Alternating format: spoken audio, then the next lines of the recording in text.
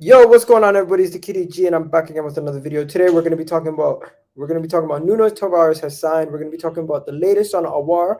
We're going to be talking about the latest on Lokonga. We're going to show you guys a little bit something about what AFC Bell dropped a bomb on James Maddison possibly going to Arsenal, and is it going to be happening? Hopefully, it does. We're also going to be talking about Smith Rowe and more. Let's get started on today's show.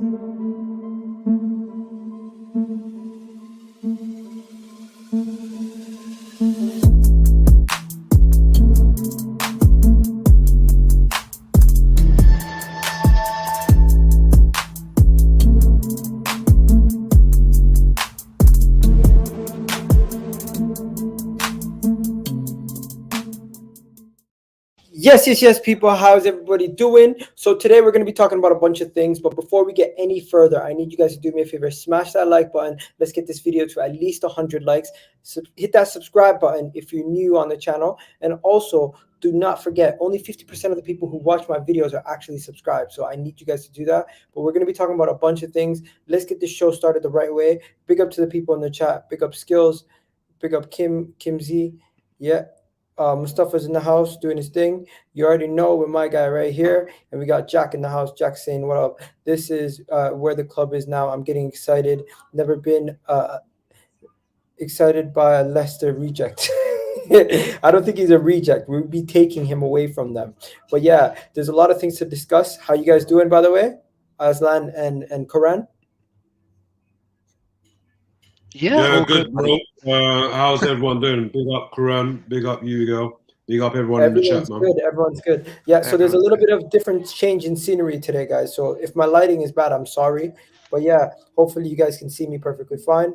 Let's get the show started. Where are we going to begin? Nowhere else than one of our star boys, one of the guys that everyone knows is the future of this club. And you know what? A lot of people have been talking shit about him possibly going to Villa. But I don't want to hear none of that stuff. I don't want to hear none of that. I don't want to hear none of that. It's not happening. It's fake news. He's not signing for Villa. Why would he leave Arsenal and take a step down to go to Villa? Like really, you guys keep trying to banter us with these silly jokes. But Smith Rowe is going to be signing a new deal with Arsenal. It is heard that the new deal is close. It's imminent. This coming out from James Begin. How do you Bench, yeah. James Bench. This came out today. Was it today? Yeah, earlier today. Earlier Yeah, today, yeah. early in the morning today. James Bigal came out with this rumor, with story stating on which company does he work for again? I forget. He works for I think it's wait, let me think. It's CBS, I think, isn't it?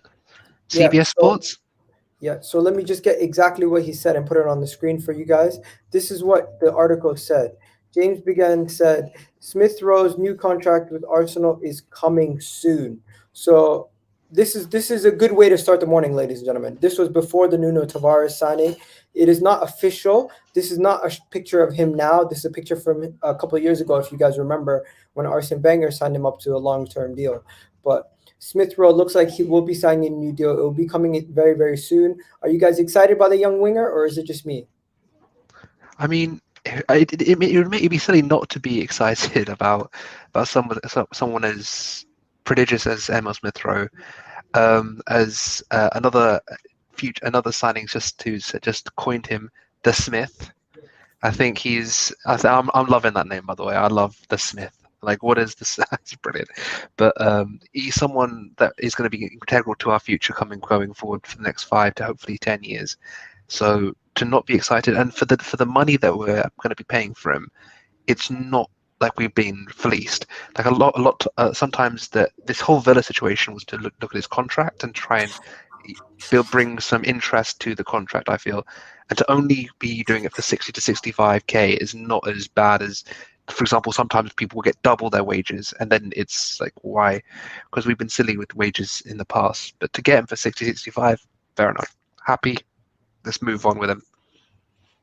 Yeah, and this comment right here says, if Maddison comes, could that mean that Smith Rowe is leaving?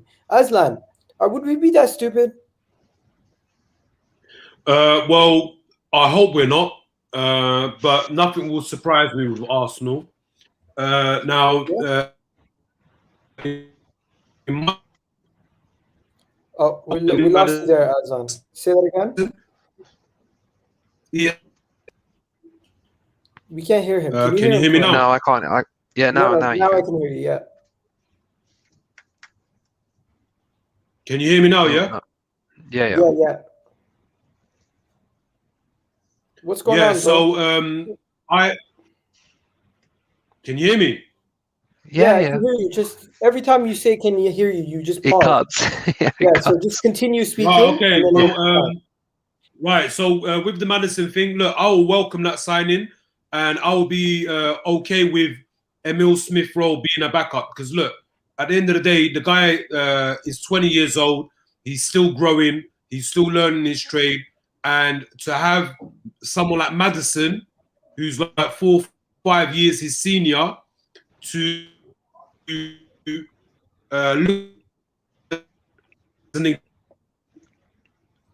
oh, yo, Azan, jump out, jump back in. We cannot hear a word you're saying, man.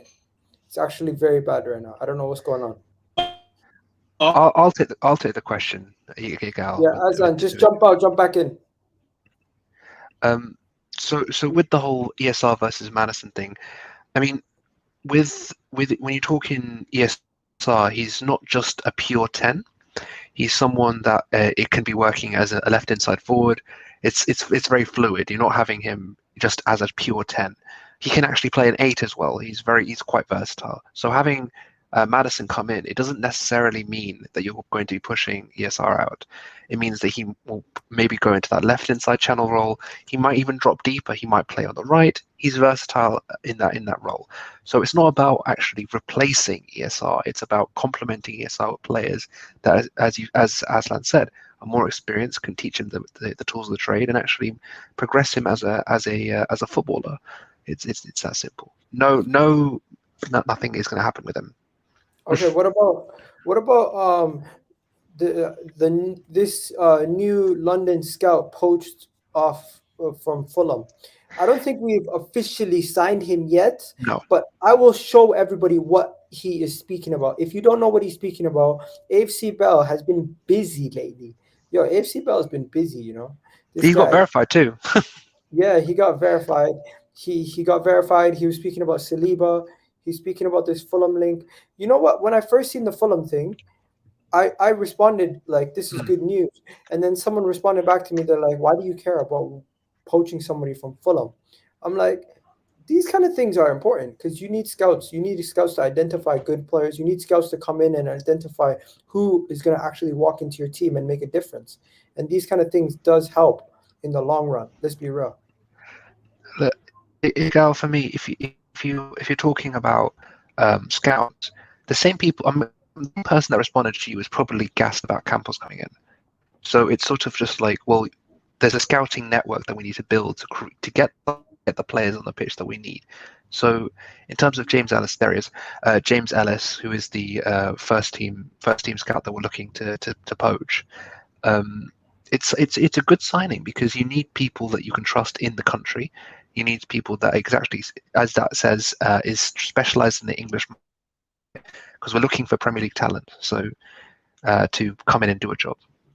Yeah, so for anyone who doesn't know what this says, it says Arsenal have confirmed and analysed an assessment of James Ellis, a scout from Fulham, to become the first team scout specialist in the English local market. James will be responsible to identify the most suitable players for the club and needs in the local market, and will send his reports periodically to the sporting director. So that is what AFC Bell has reported. This is about the scout that we have gotten. I think this is great news in the sense that we are Very now good news. identifying people. We're identifying different people to bring in. We're bringing them in, and we're not dilly-dallying, waiting. We're poaching people from other clubs that have had good history of scouting, good run club. Fulham is a very well-run club, so let's be real. This is a good thing, right? Someone here says Maddison, Dele Almo was the only options for me. We're gonna get onto Maddison in a second. But yo, Azan, what do you think about the whole scouting thing? Have you heard about this report here? So Arsenal have poached a scout from Fulham and have now turned him into the first team scout. Okay. I mean, I've never heard of this guy. And to be honest, like I don't really know too much about Fulham's scouting system. Let me tell But you I something. mean, if they've identified him, that's good. And what is this scout? Is he English? Yeah, he's an English Yes. scout. He will be responsibly predominantly for the English market, and he specializes he specialized in getting young up and coming talents such as the one that went to Tottenham just a couple of seasons ago, Sessegnon, right? Right. And they have gotten young players that have been at the top of the under 21s in the past. Some of their young players have been playing for the under 21s team, the under 18s team for England, and have been known for getting young up and coming talents. So James Ellis might be just what we need for more English players to come through the ranks by identifying them at a young age and signing them up before they cost 60, 70 million, like a Maddison. Yeah, I mean, it sounds positive because after what we heard, what was it, early on this year or late last year, where we got rid of quite a few scouts that had been a part of Arsenal for a long while. So maybe a fresh set of eyes to come in can only be a good thing. And yeah, if his focus is on up and coming English talent more closer to home, then yeah, I would welcome that. I don't know. I don't have no issues with that, man. Yeah, I'm just gonna quickly look at this. I haven't seen this one. I haven't read this one. So, for anyone who doesn't know, Saliba is going to be going out on loan. But a lot of people were saying, "Oh, Arsenal might be interested in selling Saliba." AFC Bell came out and completely debunked that with this statement right here. After excluding any absolute from sales from the equation, so excluding any absolute sale from the equation, Saliba will be leaving this summer on loan. Parties agreed to assess the situation next summer. So everybody who said William Saliba will be leaving the club and he'll never come back, this is it for his Arsenal career, there you go. William Saliba, this is not it for his Arsenal career. He will still be an Arsenal player in the near future. It's just they're assessing the situation, giving him another year to develop. And this is great news. Guys, what do you think? Saliba will be going out on loan, but he will not be sold in any way or form. I like this. Look, obviously, he shouldn't be sold. But the question is the reports that we're saying are saying that he's it's his camp as well as Saliba. I think the problem with the thing is it's obviously there's been a lot gone through with the Saliba situation. It's too long to go through. You've not got an hour. But but the main thing is with the Saliba situation is you have to realize that there's a lot has gone on, and that's my worry. Has too much gone under the bridge? Is there enough to get him through and back into the club? I hope there is. I hope.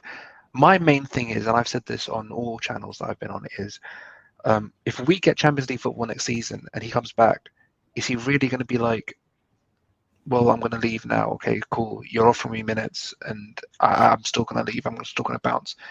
And when he's going to get offers from Europa League clubs. If we do well this season, this doesn't matter. No, you're right, 100%. If we do well next season, this does not matter at all. It doesn't mean a goddamn thing. Nope. But yeah, continue.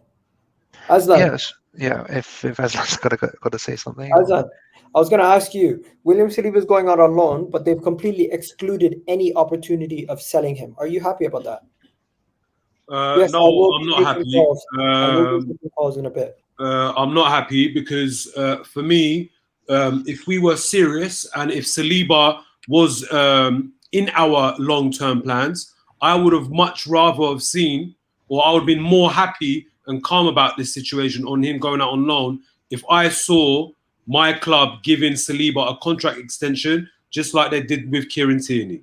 Because they haven't, and he's now is going to go out on loan. He's going to come back this time next year. 2 years left remaining on his current contract. I don't feel confident one bit in Saliba signing a contract extension. And if that happens, then obviously we've got to sell him. But if we do sell him, are we going to lose money on what we've paid for him 2 years back. You know, so this is my gripe with the club. It's not about him being talented, about him coming to Arsenal and starting.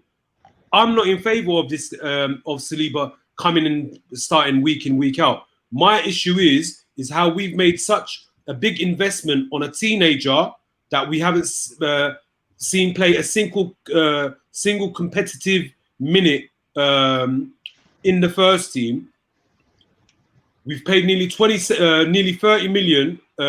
We haven't tied down our asset to protect his value, and I feel that his value is going to depreciate. So this is my issue with my club.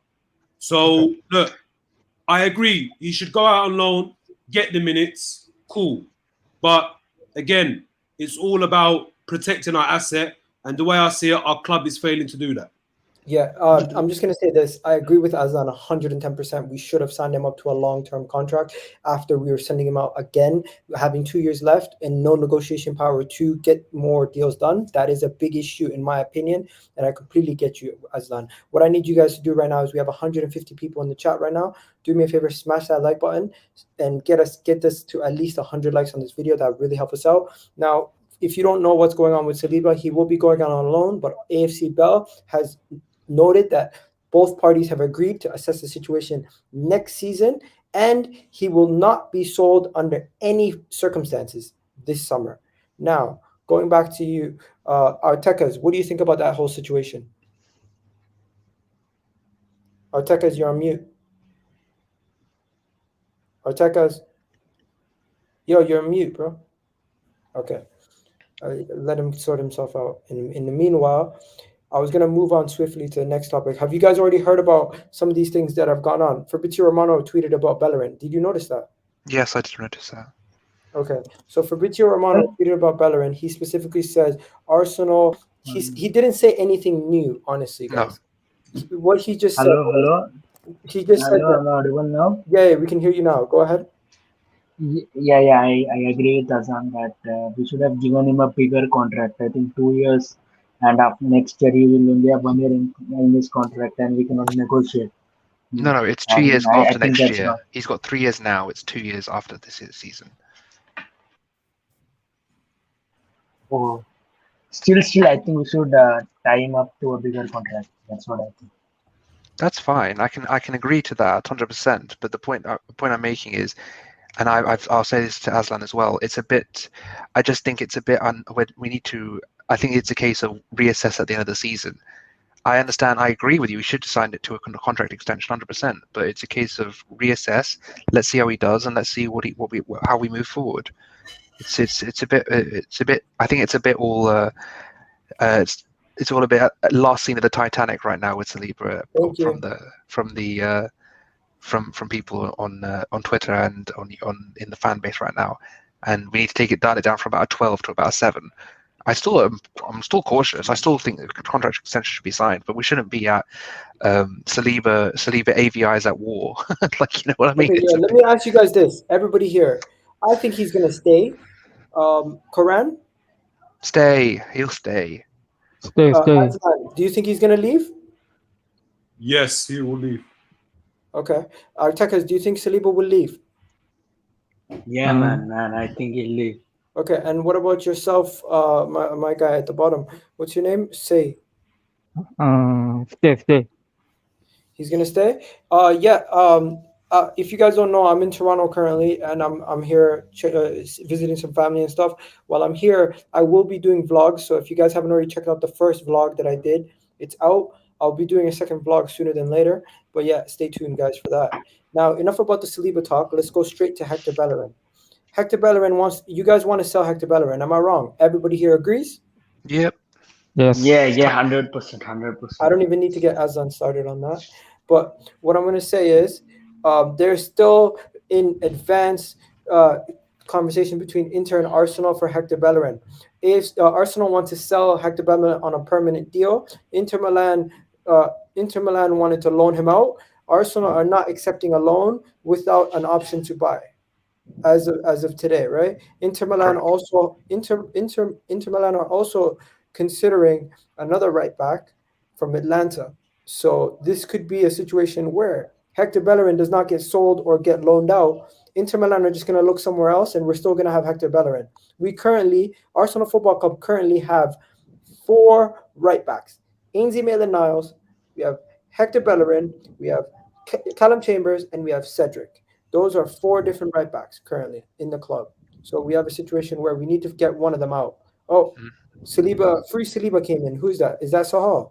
It's me, man. Who do you think it is? Yeah, and we got Jonathan. Let me guess. You guys wanted to talk about Saliba before we move on? No. Free Saliba, man. Free Saliba. Let's move on. Okay, so Jonathan, are you also Saliba is going to leave or he's going to stay? Let me speak on man's this. at work. Yeah, Let someone me got speak on spy this. phone. That's a spy phone, man.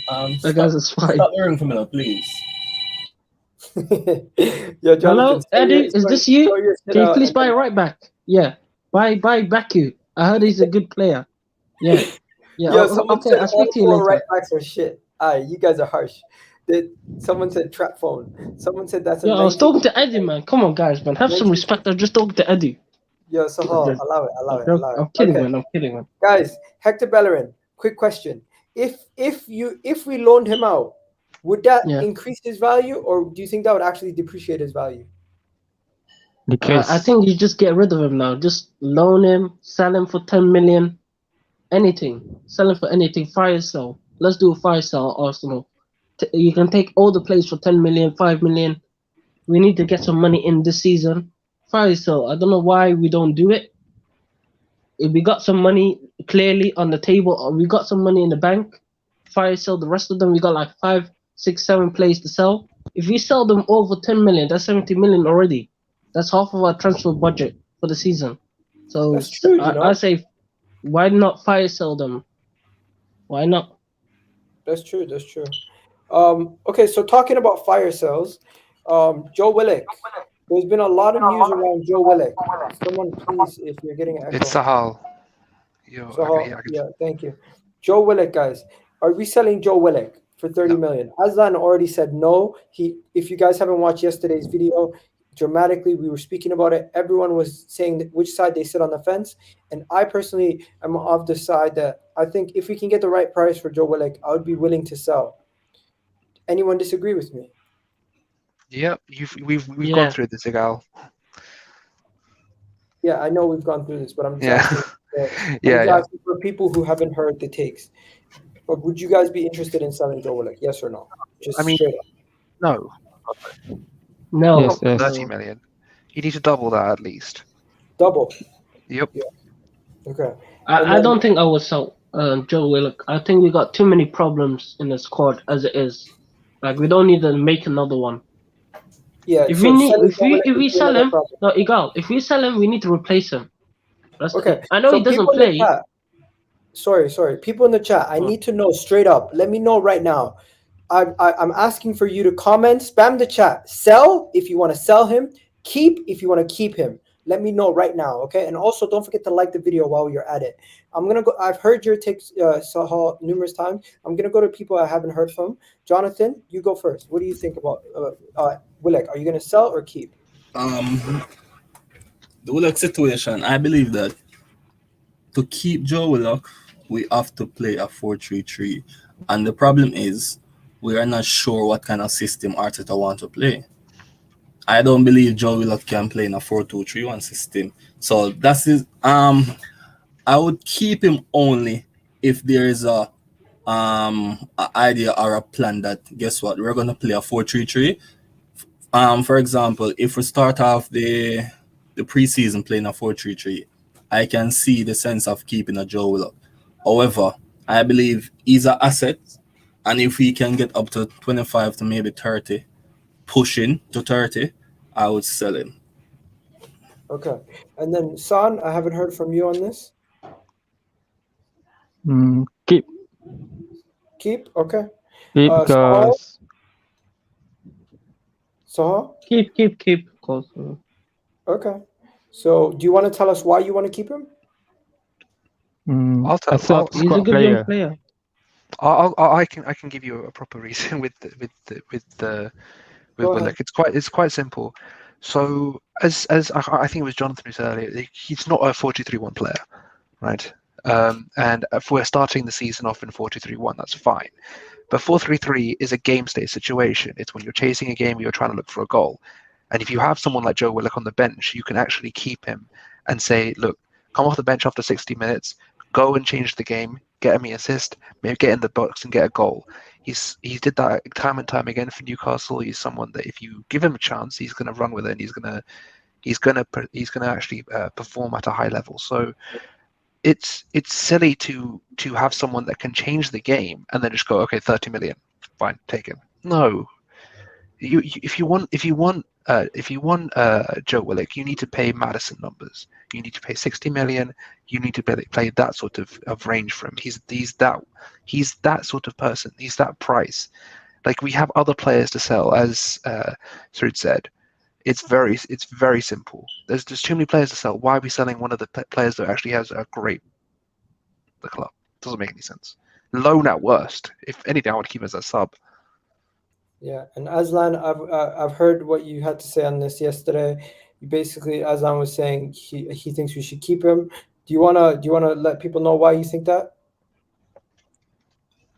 Because I feel that him going out on loan shows that he's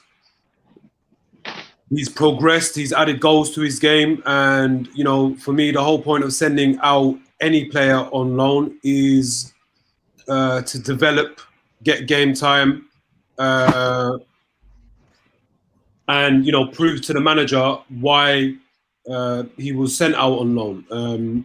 For me, he's ticked all the boxes and added goals to his game. In doing so, I feel he's earned the right to be in the manager's plans going into next season. I feel that because he's an academy graduate. As fans, we have a love for seeing young stars coming out from our academy and progressing and succeeding. So that being said, I feel he should come back and be given a fair chance, and he should be the last person to consider to be put on the transfer list. Like where you touched on Bellerin earlier. Look, I'll be real with you. He's got 2 years remaining. I'm not entertaining anything less than 15. It being a sale.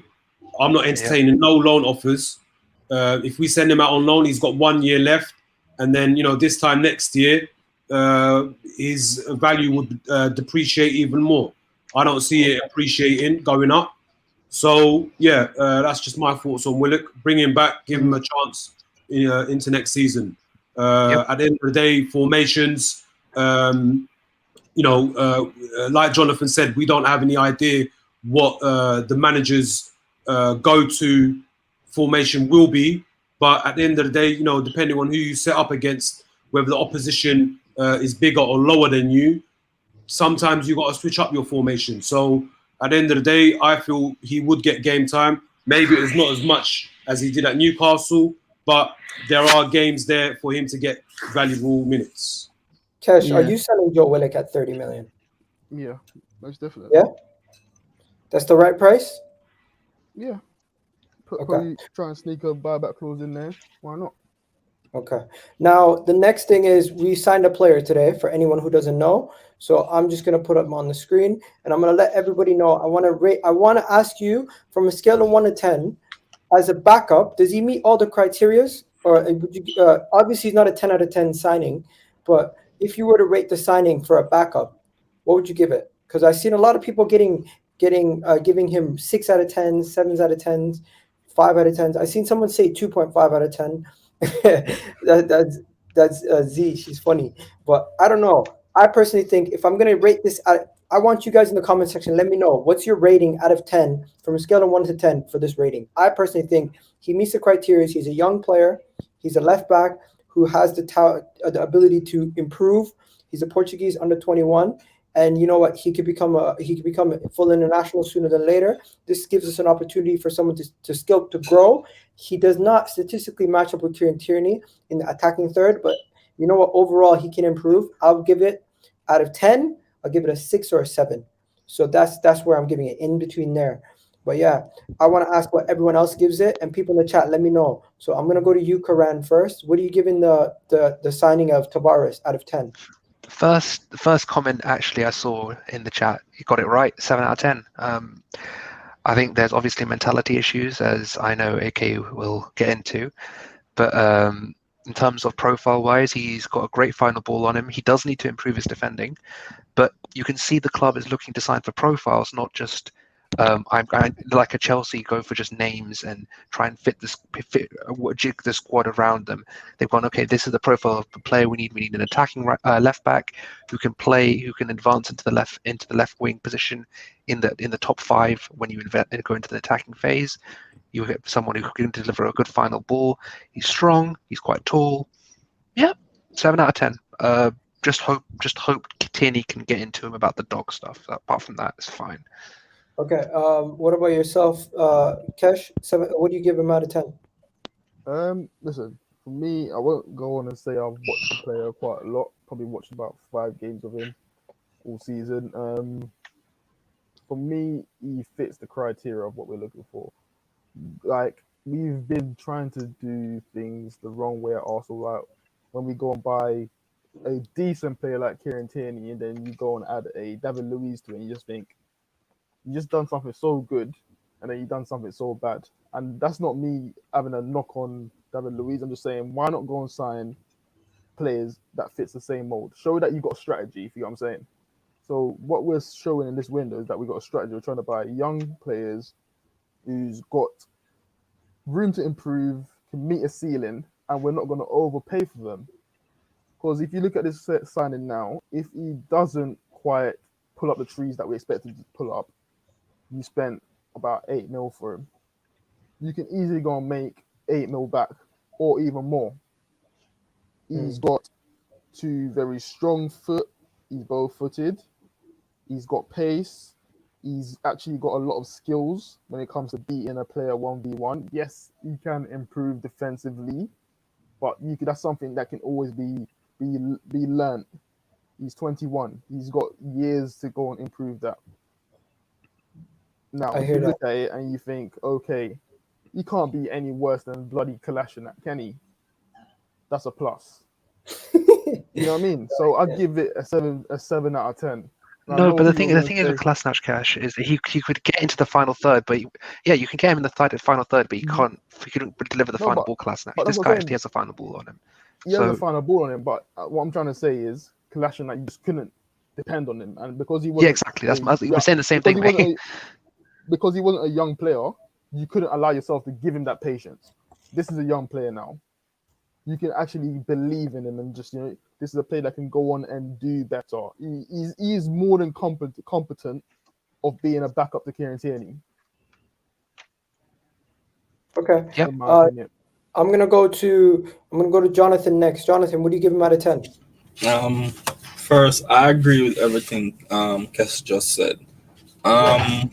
He's a young player. He's the type of players that I believe Arsenal should invest their time in. The Kolasinac and these old players, we don't have no time for that because we already see the mistakes they made.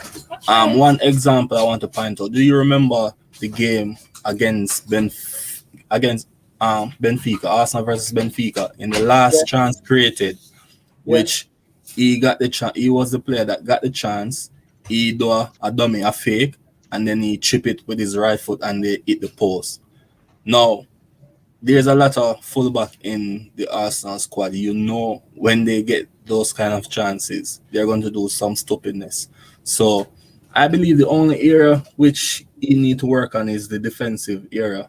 And it's the same thing they said about Trent. So, he's young. There's a lot of time to improve, and hopefully Tierney can improve that. Hopefully something Arteta have been improving is the defensive side of the game. So hopefully that can be something. Okay, enough said. So, what are you rating him? Look, guys, I like the fact that we got a backup left back. Thanks God, finally. I mean, the only thing I don't like is the red flags. I mean, the video about we all know the video about the dog, and according to reports, he's not a great defender. I'm worried about that he's too. Not. He's not a great defender.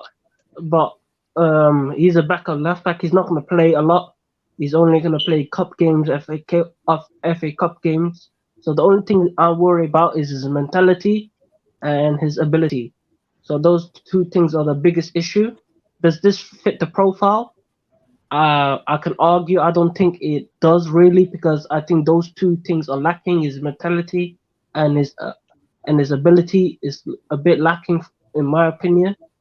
So I think it's a bit of a I think we just went for the cheapest Can I ask you a option, to be question? honest. When Go you on. say ability, can you elaborate? Well, what I mean by ability is like people are saying he's poor defensively, and when I watched him against Arsenal, he was poor defensively. No, but that was I mean, that was I've seen Huh? Tierney have poor defensive games before. yeah, but That doesn't. Tierney I don't question that Tierney's good. Tierney is solid the majority of the time. Of course, someone's gonna get beaten, but if someone is in the scouting reports, if someone says this guy, one of his main weaknesses is defending, of course you're gonna be like, there's a red light. That's like, wait, what's going on? He's a defender mostly, playing on the left side. He's a backup to the back. He's a backup left back. That means he doesn't get a lot of game time. That means he's okay. I know Benfica got a really good left back, by the way. Grimaldo, In what's his name, Grimaldo, They got yeah. very good. They got so if they sign Grimaldo, I'd be like, yo, this guy's a starting left back at Benfica. This guy is quality. Big teams want him, but we went for the backup. That's what I'm trying to say. I'm trying to say we went one tier down. So, I get you, but we weren't gonna go and buy a starter to be a backup. No, I'm not saying start. I'm not saying starter, but for example, United did it. So why can Arsenal? I'm not even saying like we got the money to do it. But I'm just making an example. Isn't great. It's a profile signing. It's a profile signing. It's not a let's come and compete. Can I just point out one thing? Dizzy said Kolasinac was highly rated when he joined from the Bundesliga, basically stating that you can be highly rated when you're joining, but it doesn't mean you're going to be good, and you can also be kind of an underwhelming signing and become good. So I'm not too worried about it. I just want to move on to the next person so they can get their say. Suhan? Yes. Yeah, what's your rating on the signing, and are you happy with the signing? I will give 7. 7? Okay, thank you. He can be a backup for Tony. Perfect. Thank you, bro. Appreciate it. And finally, Aslan, what are you giving him out of 10? I pass. I don't want to give no rating. Just give a rating. You don't have to say no, why. No, I don't want to give no rating. I don't want to break down nothing about this guy, bro. I don't want him anywhere near my club. I'm ashamed that we've made this signing. That's it. That's what I have to say. Okay, that's it. That's enough. That's all he has to say, ladies and gentlemen, on that topic. Moving on quickly and swiftly to the next topic. I'm gonna just ask you guys quickly. Do you see this as a bad thing, or do you see it as an opportunity to see the inside of what's going on at Arsenal Football Club? Because a lot Can of you people have both? Both. Okay. If you had to pick which one is more like, which one do you think is worse? Do you think it's more of something we could do an embarrassment, or do you think it's more of something that we could actually get more nuance and insight of what's actually happening? I don't think it's an embarrassment. I think it's more of a hindrance to the season. I think it's going to be something that exactly. Someone just said it in the Undertaker has risen again. It's a distraction. It's not something that I would have in the dressing room. I consider this the most important season of the past 20 years because we're not in Europe, and we have a young squad that can do something. With a young manager that seems to have a plan to know what he wants to do. So I consider this not something that I prefer. But in terms of the second half of that statement, yeah, we're going to see. I want to see what Richard Garlick does, Tim Lewis does. I want to see what Edu does, Mikel, all these people, Jordan Rees, the physio staff, the technical directors, the scouts, all of this. I want to see how people do. So. Yeah, I'm excited. I'm going to be covering every episode. I'm sure you will be too, Igal. But in terms of In terms of this, that's all I've got to say about it. Miguel, can I ask you this? Do we know like how much we're earning from this 10 million. documentary deal? 10 It's million. 10 to 12 million. It's 10 to 12 million. It's 10 million upfront plus additional earnings from how much viewership we bring in. So Correct, that's how it's going to work. But my question is to the people in the audience who are in the chat, do me a favor, let me know.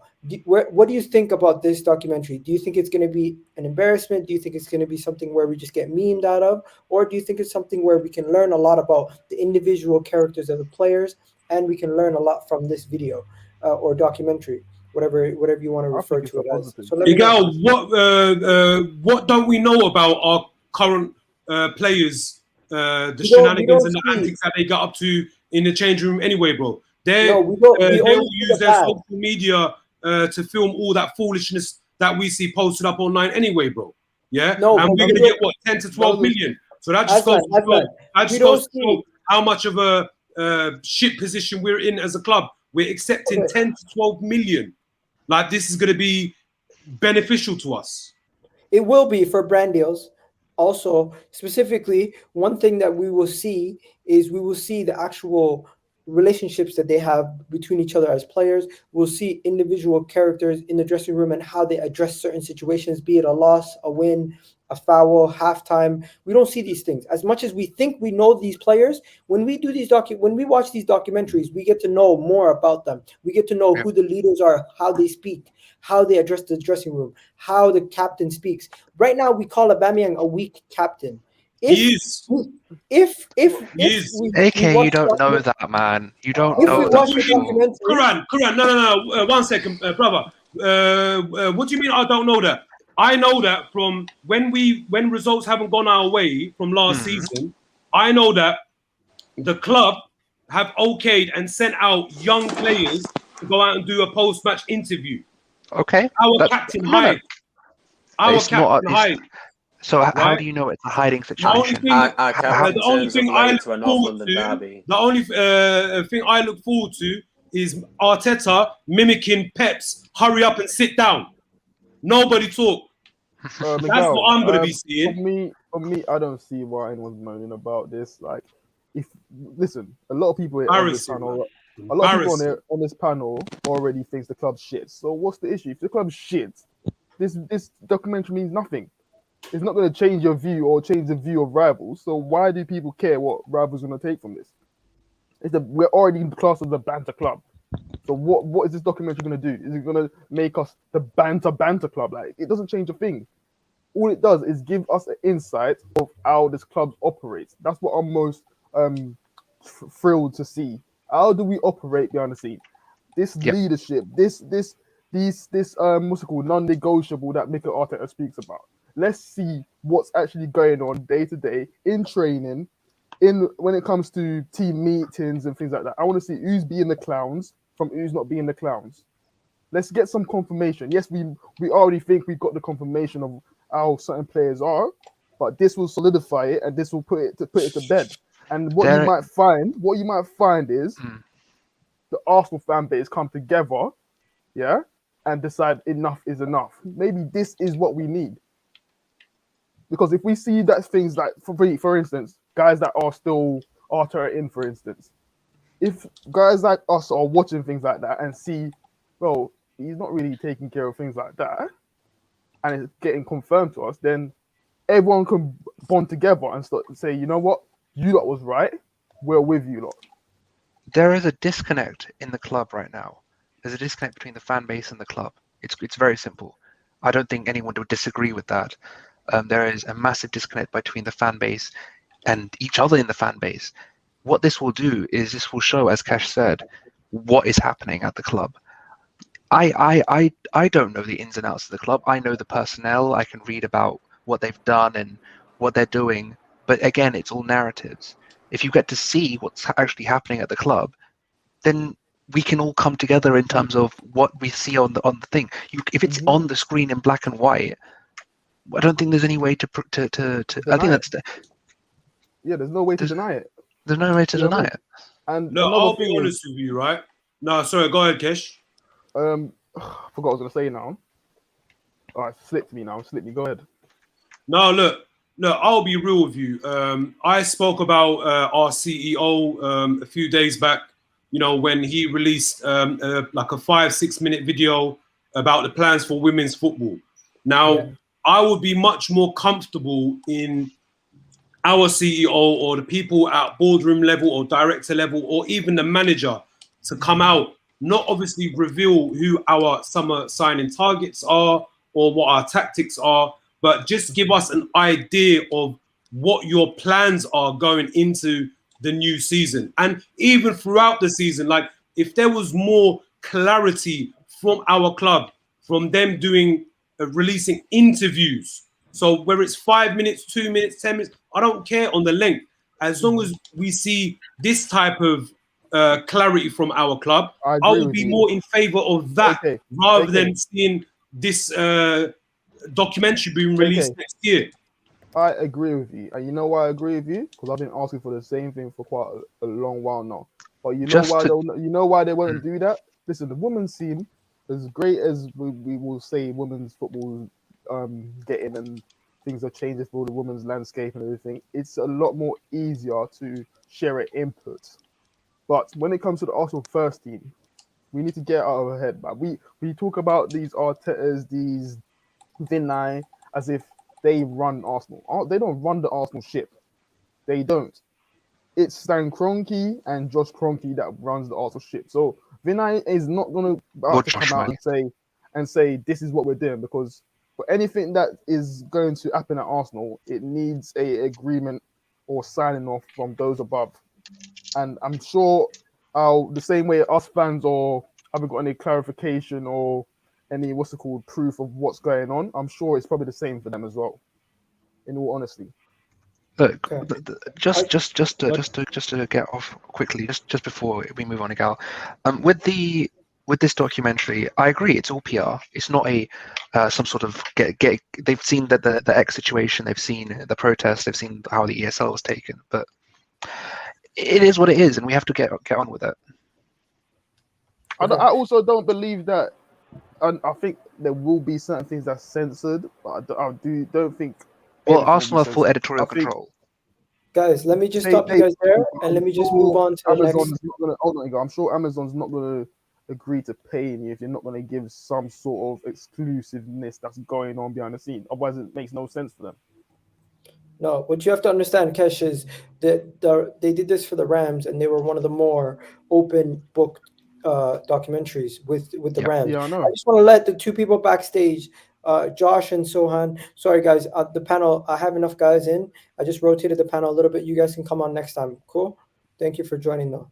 Appreciate it. So yeah, guys in the chat, let me know what you guys think. A lot of people in the chat were saying it is embarrassing. Some people are saying it's not embarrassing. Some people are saying it's good to be. Some people are saying a little bit of both. Some people, yeah. Also, guys, share this on all platforms if you want to get this out. Let more people know to join us. Join us on the stream. That would be great.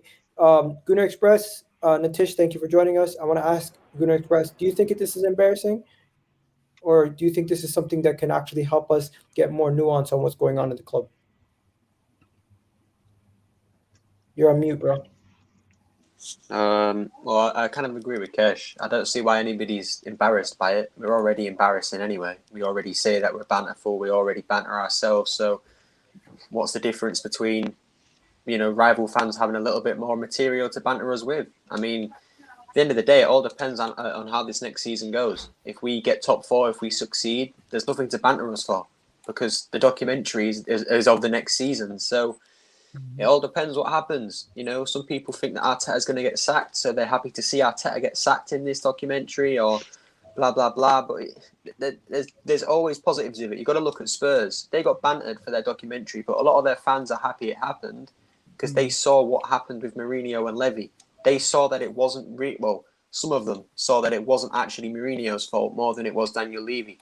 So we might get the same thing where some Arteta inners maybe say, you know what, Arteta is completely useless. Or maybe it's the other way around, where some Arteta outers say, actually, this guy is doing nothing wrong, and it's the players, or it's Edu, or it's the Kroenkes. Because the thing that I know is going to happen, we saw a lot of Daniel Levy in that Spurs documentary. I bet we don't see any of Stan Kroenke and a very small amount of Josh.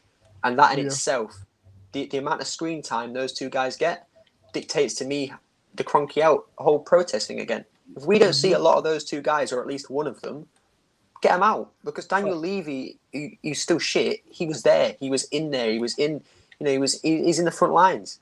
We need to see the Kroenkes doing the same thing, and if they're not, get them out. And that we have evidence to prove that they're useless at that stage. So we just use it as evidence, whatever happens. Yeah, I see that you wanted to go, Cash, but just 1 second. Let Nitish jump on this. Nitish, what do you think about the whole subject of Arsenal being the next topic for the All or Nothing documentary? Yeah, and one more thing I just want to quickly add is a lot of fans are saying Arsenal needs money for transfers. We want money. We want as much money as possible to be put into the club. Now, I heard Spurs got around 10 million for their documentary. 10, 12 million, they're saying. Yeah, so I am not complaining. At the end of the day, you are getting to see more how your own club is run. You're not forced as Arsenal fans to watch the Spurs documentary, but people went and still watched it, and they wanted to see how the club is run. So if Arsenal documentary is coming and the whole world is watching, it is educating the world about how Arsenal is currently functioning. What are the problems? What is going on? They may not cover everything. It's not going to be crystal clear, but there will be a lot of facts and a lot of things that will be addressed. How some of the transfers may have happened, or what plans they have, which they never say it on camera. Maybe they might talk about a few things here and there, which may be hints for us.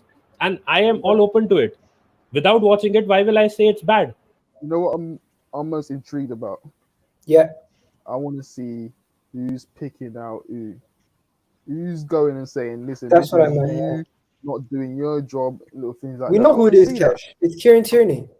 I want to see who's playing the blame game from who's not playing the blame game, who's saying, listen, we need to do better. Guys, can I just answer this question? Will we see Stan Kroenke in the All or Nothing documentary? Hell no. I don't think he's gonna leave. I don't think he's gonna leave America to come into. If he does, if he is in the documentary, it will be in a Zoom call or something like that. That's how he's gonna be in. Suhan, I'm sorry, mate. I have enough people on the panel. I'll add you in next time. Okay. He'll be in a Zoom call, but he will be in it. I wouldn't be. Yeah. Okay. Do you know anyone what ever heard him spoke before? In his I have, but not in not his at new Arsenal. stadium for the LA Rams as his backdrop. That's where he will be. That's actually funny. Okay, but moving on to the next one. Just the Rams, bro. The Chargers are getting that stadium as well, man. Respect the Chargers, bro. No, but they're renting it out to the Chargers. Okay. Nah, wrong one. Don't say this. Don't do this to the Chargers, man.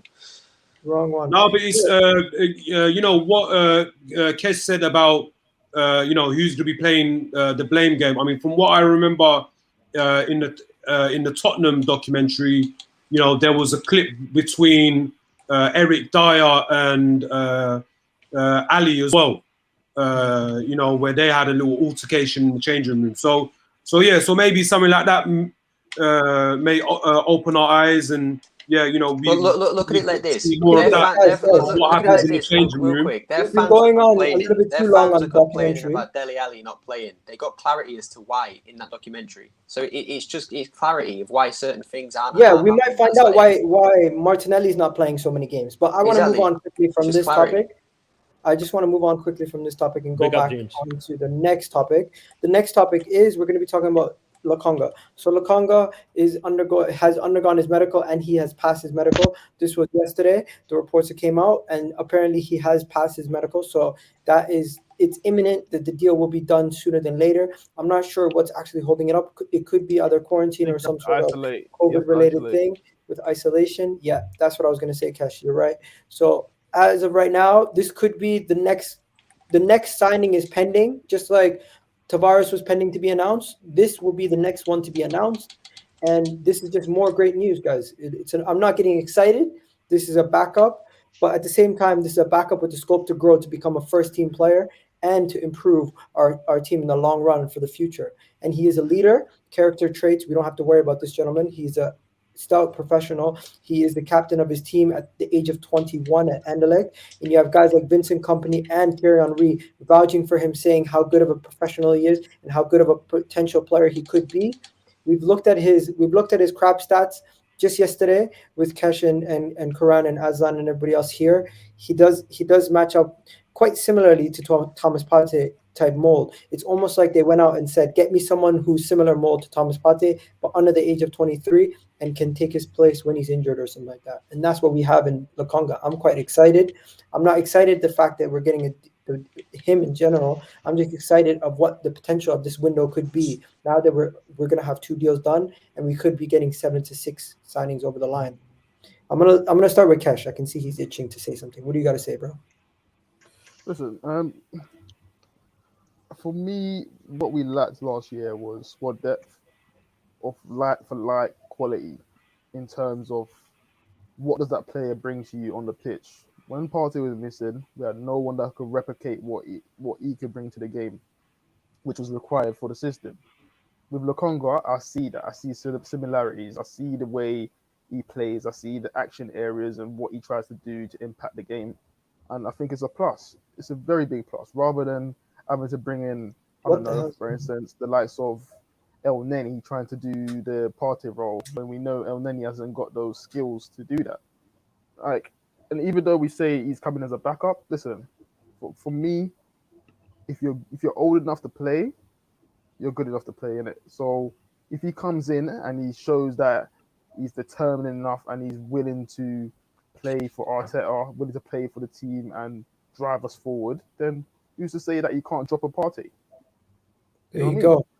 There you go. I'm not saying Partey's going to get dropped. I don't know if Karan's there, so I'll just go to Nitish next. Nitish, what do you think about the signing of Lokonga possibly being completed sooner than later? I get the feeling that a lot of people are underestimating him, that he's coming in as a backup. I think that if he can, as Kesh was saying, if the guy can deliver, I think there is a good chance that, the likes, if Granit Xhaka is going, I don't think El Neni will be able to displace him. Unless we are signing another midfielder who will be the first choice, I think it could be a combination of both Partey and Lokonga playing together, and where they will have a defined role. So if one is going forward, the other will stay back. If other one is going forward, alternating. So in that sense, that could be the case as well. I know that they are very similar, but look at what midfielders we have at the club. Will an El Neni be able to bench him? I don't think so. If we are getting like a Bissouma or maybe another player to fill in that midfield void, then possibly he'll be a backup. But let's not think that because he's only 21, he's coming in as a backup. Arteta likes to play younger players, and it could be the case that, as we know, the Thomas Partey has had his issues till now with his injuries. So I get the feeling that he and Thomas Partey could be the starting two in our midfield if we do not sign any more players. If you're getting more players, then obviously one of them will have to go on the bench. Enough said. Aslan, Gunnar Express, and Karan, we spoke about this yesterday. Do you have anything else to say about Lokonga that we haven't mentioned before? Yeah, I was just getting a charger. With this signing, we saw what happened when Partey got injured last season. It's very clear. It's not too much to add. Just you have to really understand that these are squad floor signings, not ceiling signings. We're trying to raise the technical level of the bottom players at our club, and now we're going to go. Okay, let's get those stars in now. We're going to have a lot of exit, lots of entries. I think it's going to really start taking off now. And that's what I can say on this one. Aslan, do you have anything else to add on this? No, not a lot. I'm just happy to see him and obviously add squad depth. And yeah, I will look forward to when he does get the nod to start. I'll be excited to see what he brings to the game, to the men's team, and I'm just happy with the attributes that he's got. And yeah, I'm just waiting to see what he has to offer and what he brings to the team. So yeah, I welcome the signing, man. There you go. And then, Gunnar Express, you got anything to add? No. Okay, we keep it moving then. So from Lokonga all the way to Aouar.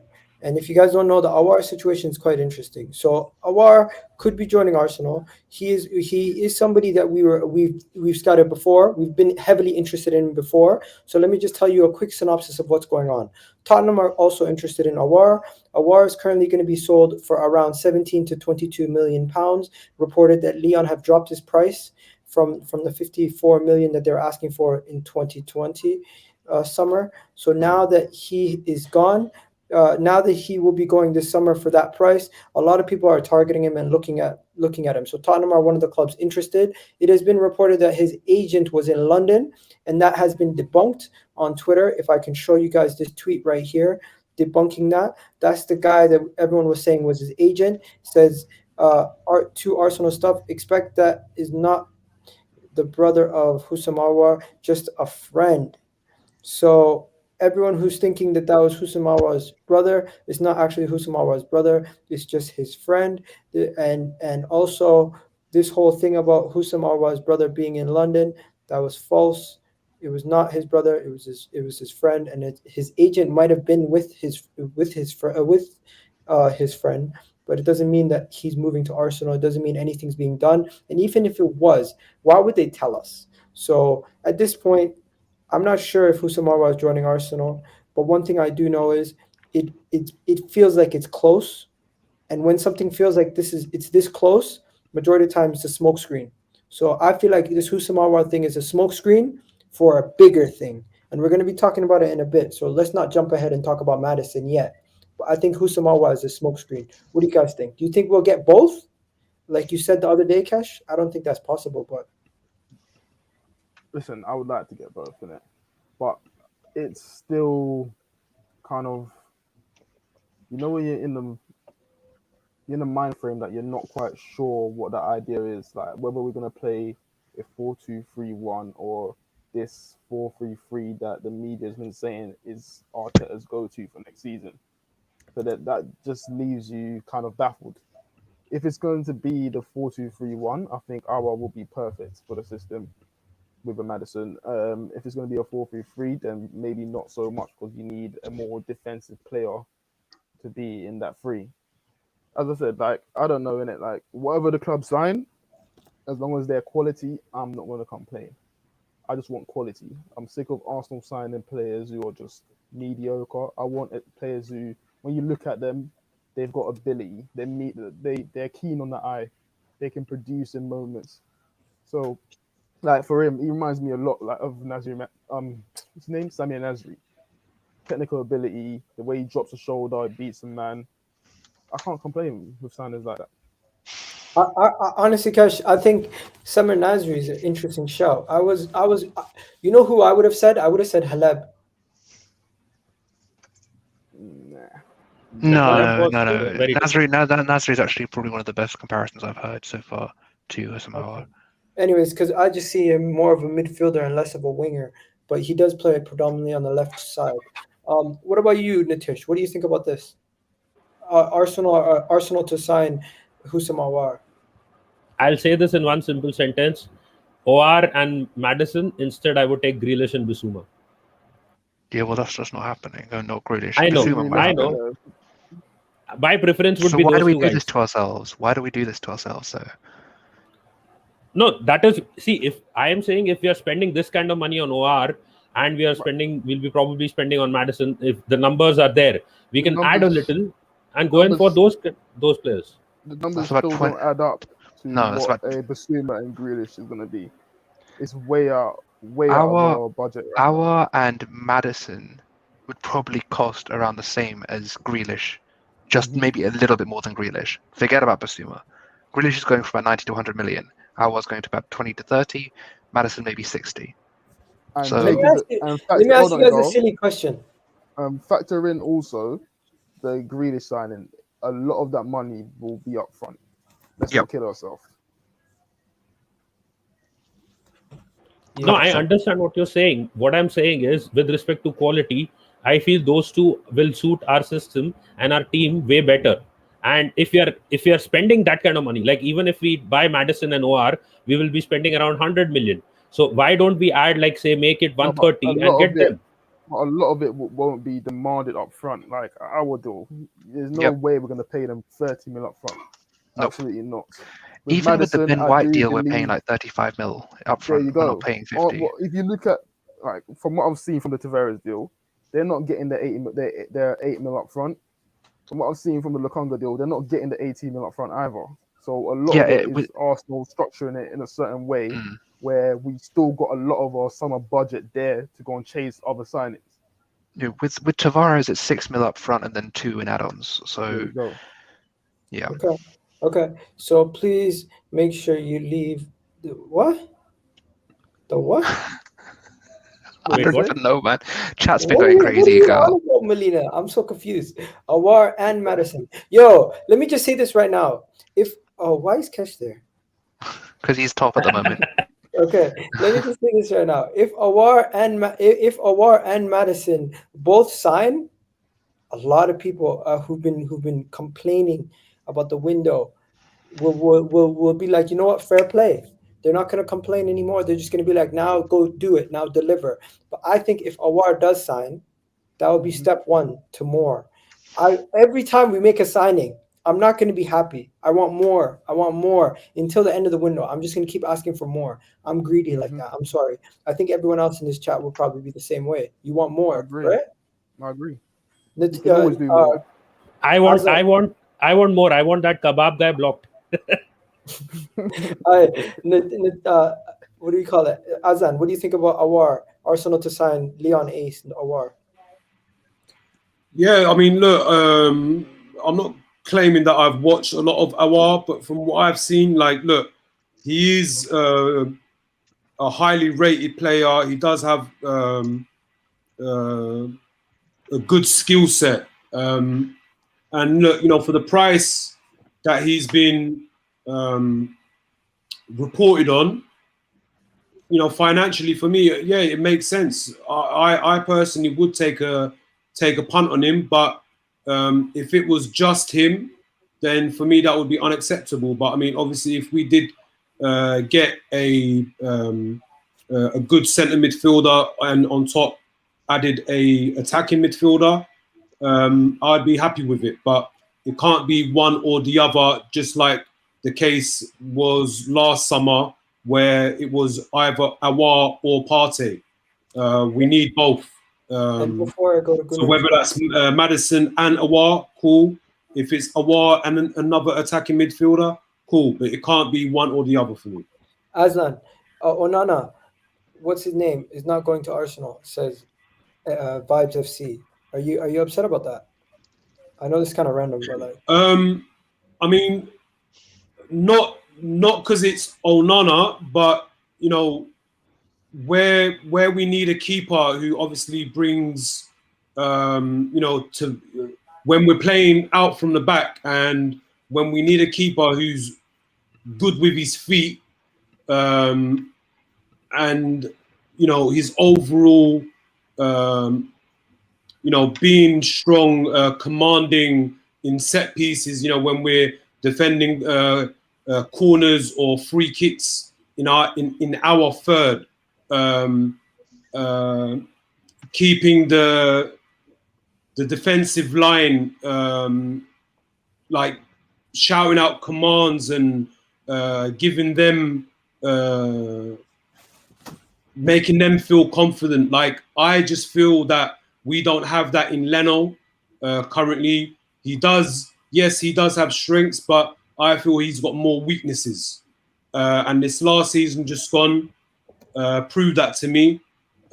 So look, I just feel we need an upgrade on Leno, and where we've released Ryan, or we didn't sign him on a permanent because we had him on loan.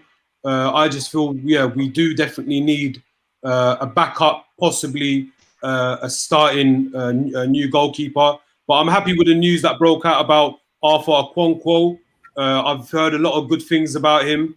But, you know, again, like, for me, I feel he's young, and currently just having Leno, I don't feel he's a good example, or Leno's at that level for him to take Okonkwo under his wing and, you know, be that big brother or be that senior player in order to guide him along his development with, you know, the goalkeeping coaches. So I definitely do feel we do need a keeper ASAP. Okay, so Gunner Express, I'm just going to ask you to close it off. not the goalkeeper part, but of course, the part about Aouar. I think you said on record once that you weren't particularly, he wouldn't be your number one. Am I correct? Yeah, he's not my number one. Okay, so who is your number one? Well, I'd rather have Basuma. Okay. Can I- Now, Aouar. can I ask you a question? Is Basuma and Aouar in a similar? Are they gonna? Is it gonna be one or the other? Do you guys generally think we're not gonna buy another DM? I think No, it's one or the other. It It's depends. one It or the depends other. on where. Yeah, it's one or the other. It's the duality comes from either Maddison or Aouar with a Maddison. Basuma. Maddison. Sorry, Aouar or Bissouma with a Maddison. That's the duality here. It's not the. Thank you, Cash. It's not the other way around. So it's. I think Maddison is more a complementary piece for ESR to develop. It's not for him to go back into an 8. So, yeah. Enough said. Enough said. I didn't think this whole Basuma Aouar thing was literally like that. I just thought the club was gonna get one of them. I thought the club was gonna get Maddison or Aouar, and then get either a Basuma or somebody else to fill the Xhaka role. I don't look at Aouar as a Xhaka replacement. Do you guys really look at him as a Xhaka replacement? The thing is, maybe when the preseason starts now, we will have an idea which formation we start with. That will be very crucial. Is it going to be again a 4-2-3-1 or is it going to be a 4-3-3? From what I've seen Aouar play, I think he will fit better in a 4-3-3. I think he's not. If he's coming in a 4-2-3-1, he will probably have to be playing on the left wing. But we already have a lot of wingers if you're taking that into consideration. I don't see him as a cam. We have Emile Smith Rowe. I don't think there is any reason to drop him. So it all depends on which formation we are playing. And that can be determined by maybe the first couple of preseason games. Okay, this is going to be sorry, Yeah. Karan. I'm Yeah. just going to quickly move this on to the next topic because we're going to do the Maddison thing last. I'm just going to read out some topics. I'm going to ask you one by one, guys, if you think it's fake or real. Supposedly, Arsenal are increasing their offer for defender Ben White because of Chelsea and Manchester City's interest. Do you think that's bullshit or I'm sorry for saying bullshit, but do you believe that's real or fake news? Fake. That we're increasing? Really, really fake. Say that again. Do you guys think we're increasing our bids because of Man City and Chelsea? Really, really fake. For Ben White. Oh, fake. No. Yeah, Ben White. Fake as hell. I don't think those clubs are in for him. Okay. I think it's People in the people chat, trying to let get me know. clicks. Everyone's saying fake. Okay. Aslan, do you think it's fake? Okay. I think Fake for what? Sorry. Arsenal are increasing their transfer offer for defender Ben White for Brighton in order to abate interest from Chelsea and Manchester City. Reported from. Well, I mean, like we've been linked with Ben White since the start of the transfer window. So hopefully the links are still true because if they've gone on this long. Surely that indicates that we're very interested. No. I'm asking you if the price increased because of Chelsea and Man City. Oh, right. Fake. Okay. And Gunnar Express probably same thing. Natisha, same thing, right? Next, Sol Campbell says Arsenal should sign Locatelli. Do you think there's any chance of Arsenal signing Locatelli? Yes. Wow. He's the number one option. Oh wow! Juventus is broke. Juventus is broke. Okay. Let's say Arsenal are the only team to put a bid in that's been confirmed. So I don't know where anyone can say we're not interested. We've put a bid in. So. I don't say we're not interested, but I don't think that we're signing him. I just think there's a difference. The Undertaker says no. Mash says he's going to Juve. Undertaker says no chance. Another person says I do believe he's going to Juve, but as I said, it's how they manage to come up and find the money. I don't know what they're going to do. Maybe they're going to do some fraud or whatever. I don't know. But they will try their best to sign him. Yeah. Okay, next. Tottenham have joined Arsenal in the race for Houssam Aouar. Do you think it's fake news or real news? Fake. Real news. Fake. I do think this is real. I think it's real. They can stick with Sissoko. It's fake. I think it's fake. NUNO signing a French player. When does that happen? Exactly. The guy, that's not the point. The point is NUNO is not going to be in charge of transfers like that. Nope. At Tottenham. No, he's not going to have any It's not going say. to be real. So some people are saying fake, some people are saying real. The next one, this one here actually has to be 100% fake. It came from the Daily Mirror. Apparently, Arsenal and Tottenham are both interested in £60 million Isco. Nope. Sorry, 60 million pounds. Isco. £60 million for Isco. Yeah. Are they taking Wait, the sorry, piss? 60? 60. Are they taking the £16 million piss? for Isco. 16. 16. Oh, okay. 16. Oh, right. It's still fake, but I thought you said 60. I was going to say, what the hell? £16 million Isco. So they are trying fake, to. fake. They are. This is coming from Spain. They're saying Real Madrid are trying to find a way to help relieve some. So we're going to link him with two clubs financially. that fans hate being linked with. You know, again, it's just the two easiest Fake. clubs to link players to are Tottenham and Arsenal right now. Okay. The two easiest clubs. No problem. He gets So- clicks.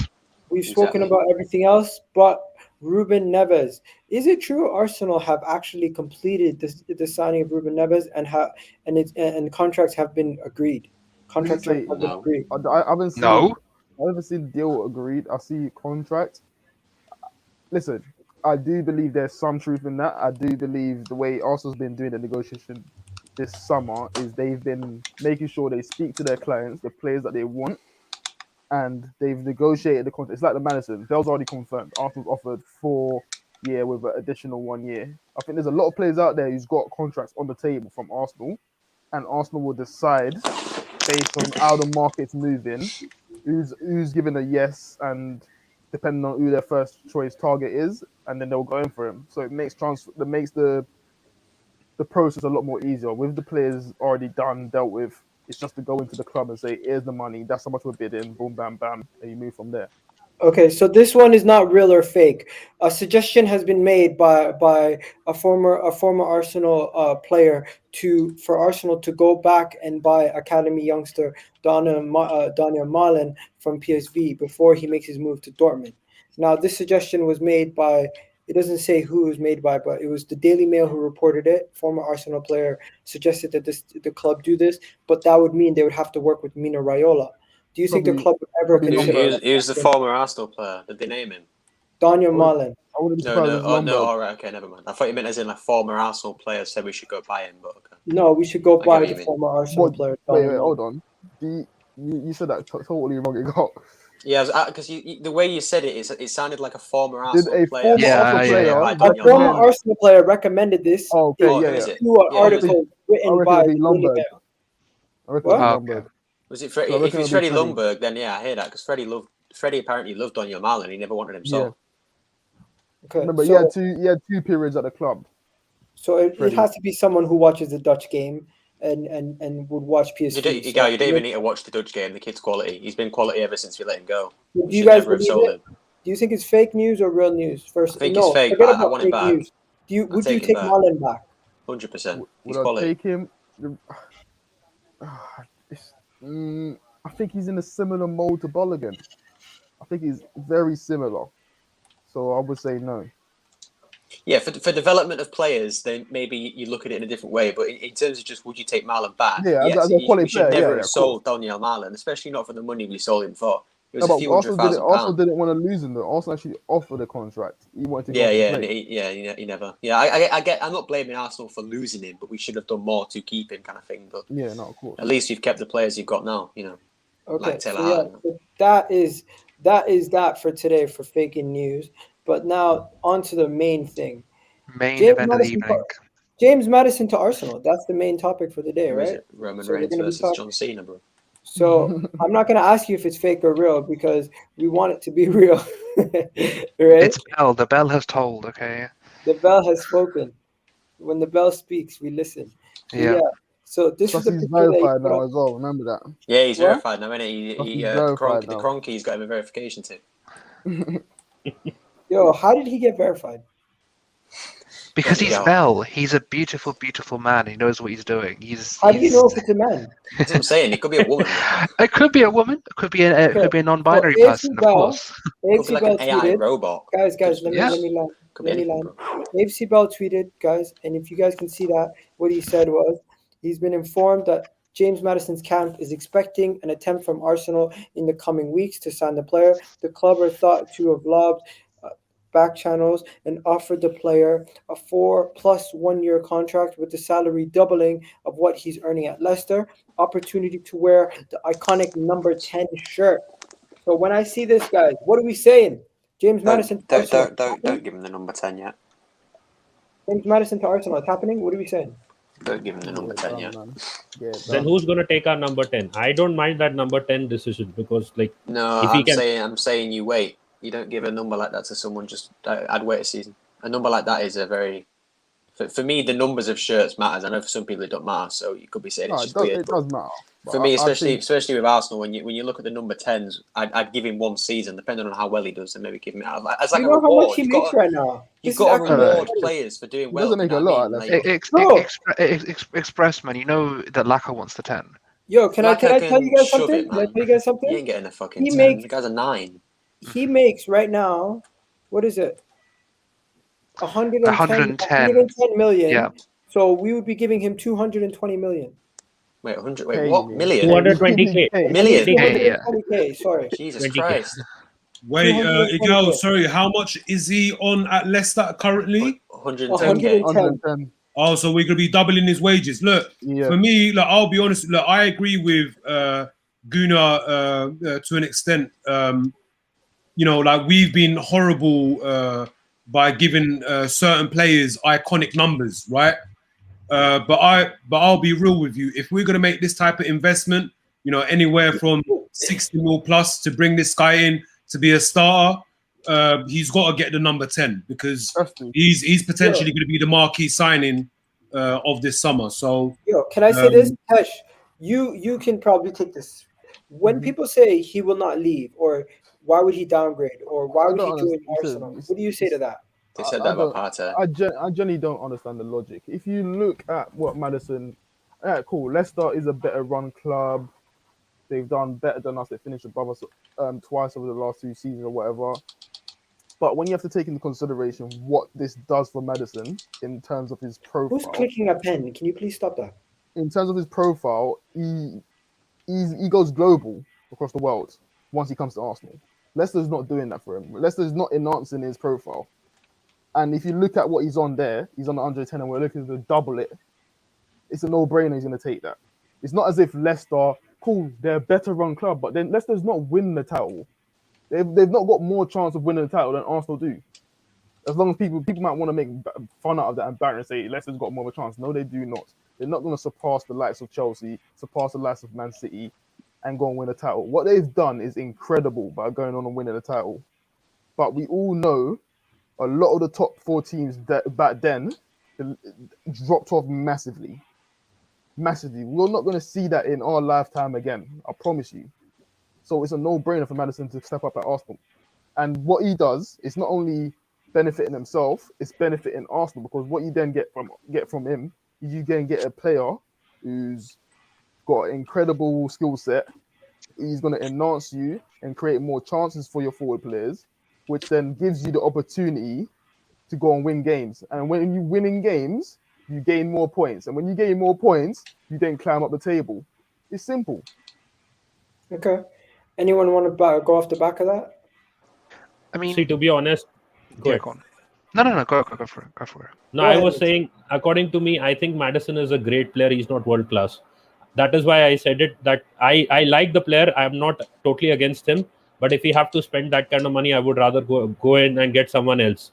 Like, my intention is clear. I want to, because I see the thing is with Arsenal, you need players who have that kind of a ceiling. I personally think that Maddison is a very good player, but I think we need something more. Other number 10, Udo Aslan.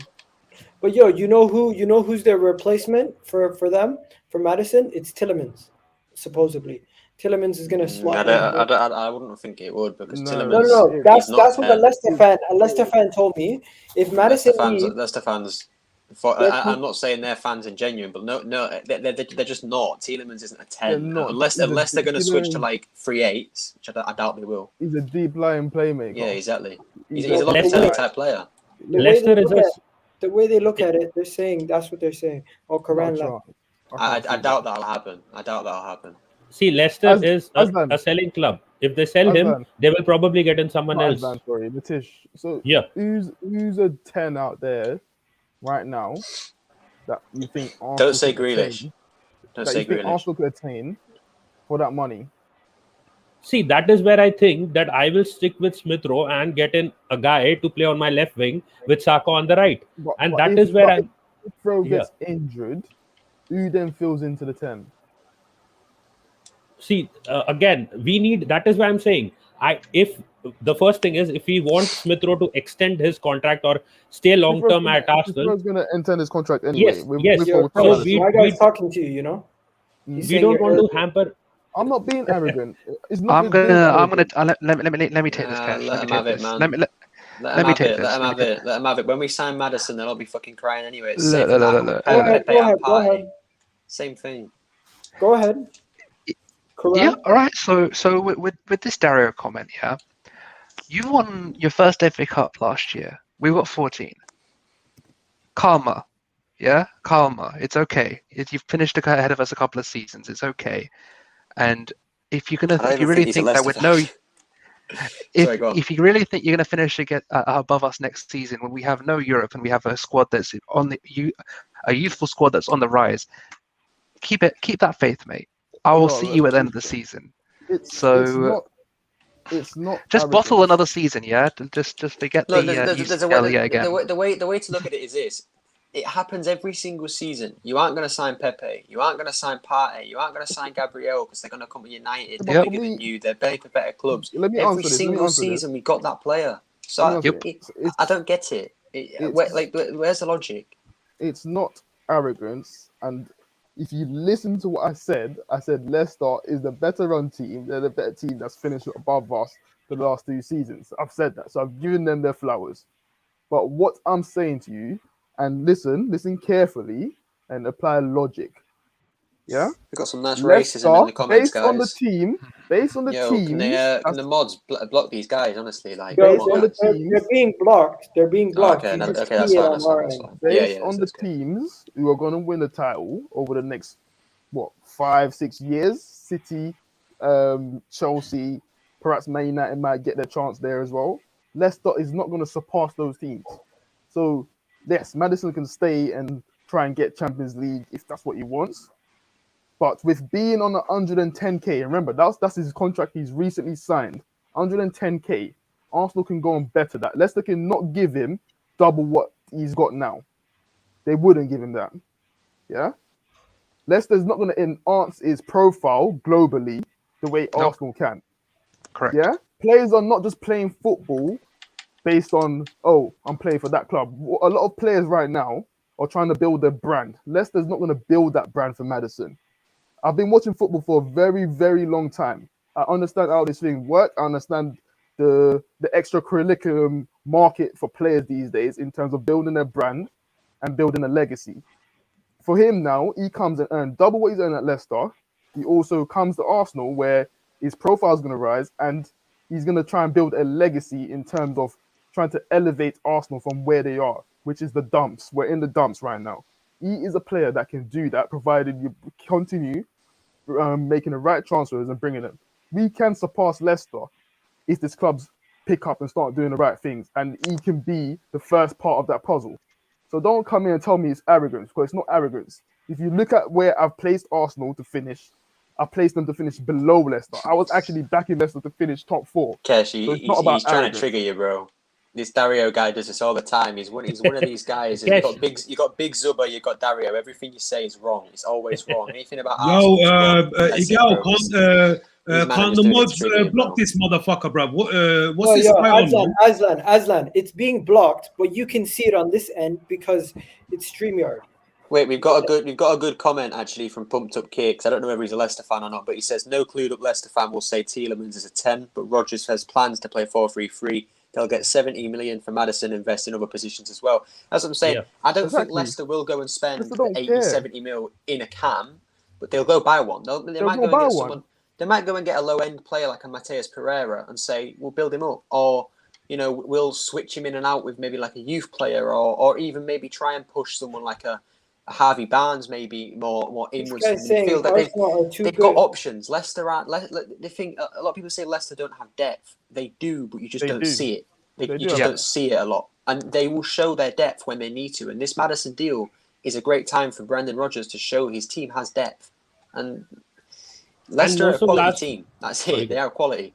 Yeah, sorry, go on, Letitia. Most of last season, he was anyways injured. He wasn't doing that much for them anyways. They did well without him as well.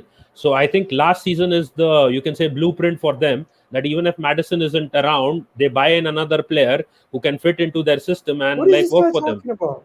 They'll be more than happy to sell Maddison and invest. That's what Leicester does. Yeah. They sell and they invest. Saying, yo, a Leicester fan told me, let Maddison go. If you give us 60 million, he's gone. I don't care.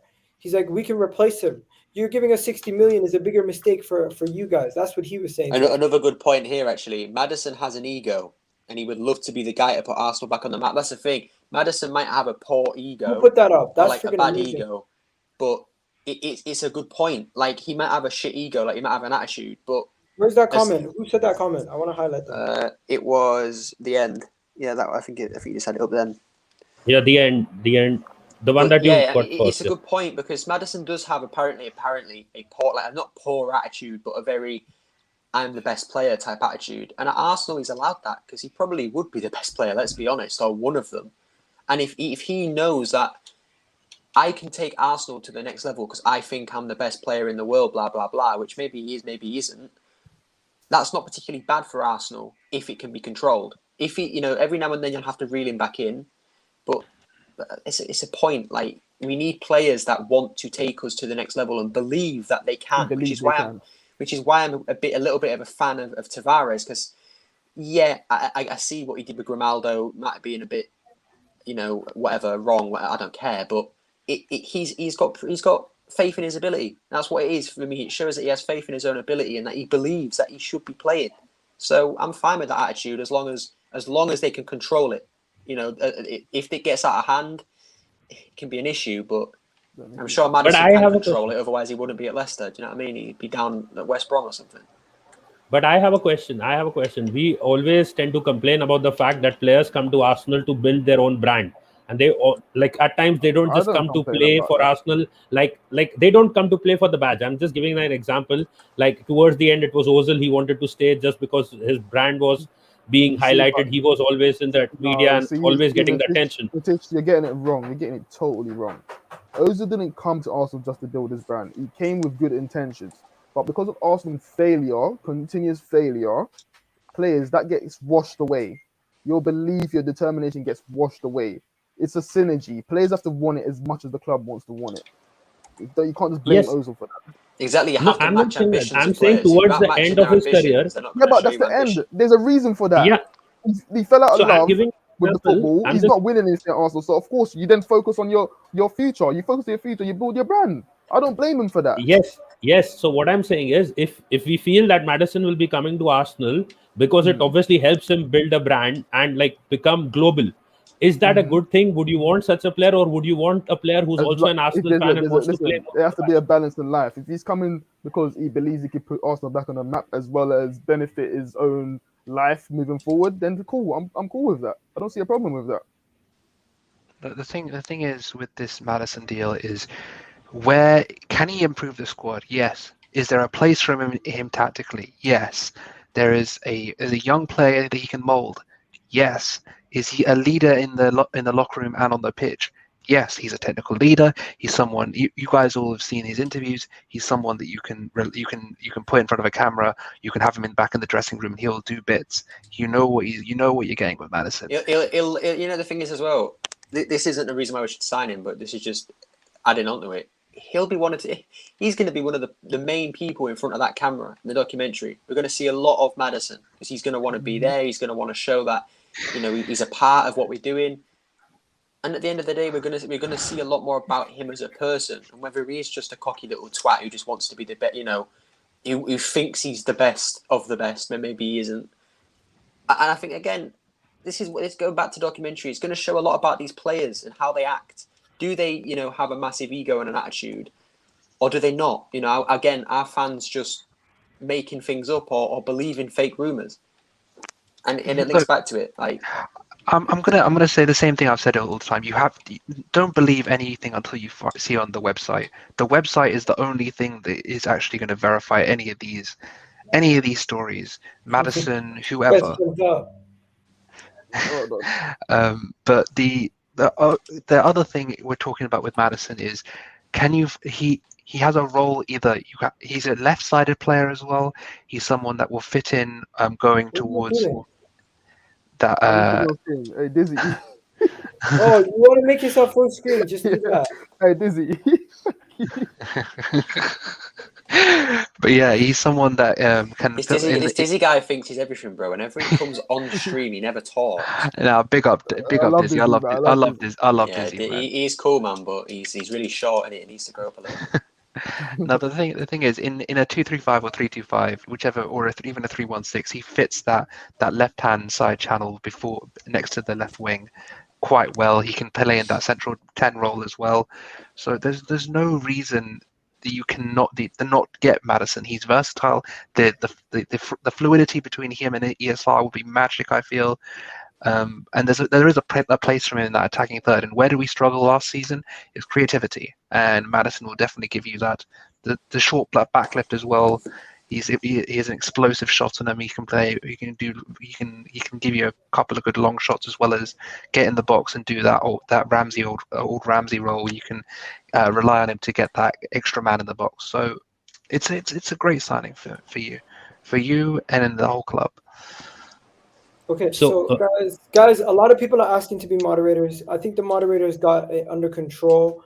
Don't worry, they got it under control. It's just this guy always does this. He comes on every channel and does this. But yeah, I just want, who hasn't spoken? Gunnar Trust broke. Azan hasn't spoken actually. So let's go to Azan. Azan. Yo, you there? Sorry, my bro. I was away. What was being discussed? Sorry, about Maddison. He was making his voice note about how upset he is with Tavares. Okay, if it's about Tavares, I pass. It's Maddison, man. Look at the screen, fam. It's Maddison. No, look. I mean, again, look. I agree with Nitish said earlier. My number one signing would be Jack Grealish. You know, at a very minimum, we should be at that table in discussions. You know, not saying you know, we're able to go and get him. But yeah, look, you know, with Maddison, if you know, we've been linked in with him for a while now. So if the club are serious about this, about Maddison, then we should go all out of our way in getting him. But I mean, you know, if it's still the case where we've got to sell first in order to then buy, then, you know, what's with the dilly and dallying? What's with all these supposed outgoings that can only be loaned out? You know, like I just want the club to hurry up and just get a signing done over the line that's going to come into the first 11 and actually contribute into our season next year. So, you know, me personally, I would welcome it. You know, like we were told about his supposed injury record, but Igal broke it down where that's not the case. You know, his injuries were short-term and niggles here and there. But then, you know, saying that, you know, coming to Arsenal, he may be sidelined because we have a very poor history record. There was a plus for a short while with us bringing that Bruno guy. I can't remember his surname. He's left. So, I mean, like, is there news on whether we've apparently put in a replacement or? Apparently it wasn't actually down to Bruno. It was to do with, I think, a guy that was in the under-21s that they promoted that was actually helping with the injuries. Okay, so he has been replaced then. All right, that's cool. No, but, like while he was there, like, you know what, everyone was picking him up, saying it's him that's improved our injuries and all that. Apparently, it was nothing to do with him. It was because Arsenal promoted someone from either the under-18 or the under-23s into that position. Okay, well, I'm just pleased to hear that, you know, that position is not going to be an issue then. But yeah, you know, look, like I said, I just want a first team signing over the line as soon as possible. The sooner we do that, then that would indicate to me or make me feel more comfortable that our club is actually going to be setting the pace and the tone of our transfer activities in this summer. So That's fair enough. but yeah, but yeah, I will. But look, if Jack Grealish is not an option, or if we're not going to entertain that, then yeah, I will take James Maddison. So yeah, I'm good with it. There you go. Ahmed, it's not So the people, funds. I'm going to wrap this up here because I'm going to go on the Football Terrace stream. But you guys can go head over there and tell them EGTV sent you. And I'm out of here, people. Have yourselves a wonderful day. Kesh, Karan, Gunnar Express, Natish, Aslan, everyone else who's joined us, thank you for joining us for the last hour and 40 minutes. Appreciate it, guys. I'm out of Big here. up and bless up.